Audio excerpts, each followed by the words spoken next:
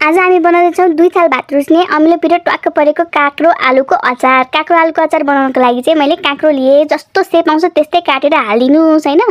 काँक्रो अनि बोइल गरेको आलु स्वाहा हालिदिनुस्। त्यसपछि पियाज हालिदिनुस्। पियाज हालिदिसकेपछि चाहिँ हरियो खोर्सानी हजुरहरूलाई कतिको पिरो मनपर्छ त्यो अनुसारको हालिदिनुस्। त्यसपछि स्वाद अनुसारको नुन हालिदिनुस्। त्यसपछि रातो धुलो खोर्सानी अनि यो चाहिँ लप्सीको धुलो तिलको धुलो हालिदिनुस् हैन। अनि त्यसपछि चाहिँ धनिया हालिदिनुस् के धनिया एकदम मनपर्छ मलाई धनियाको बास्ना।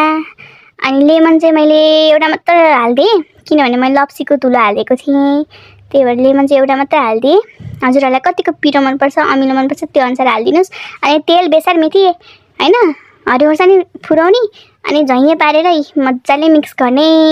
हातैले मोल्दियो भने त एकदम मिठो हुन्छ। म चाहिँ पानी हाल्दै मिक्स गर्छु के, पानी हालेर मिक्स गर्यो भने चाहिँ अलिकति ग्रेभी जस्तै हुन्छ, त्यही भएर म चाहिँ यसरी मिक्स गर्छु के। अनि हातैले मिक्स गरिदिएँ मैले पछि त। ल हेर्नुहोस् त यस्तो मिठो भएको थियो भने हजुरहरू पनि बनाउनुहोस् त। मैले त 2 थाल भात खाएँ।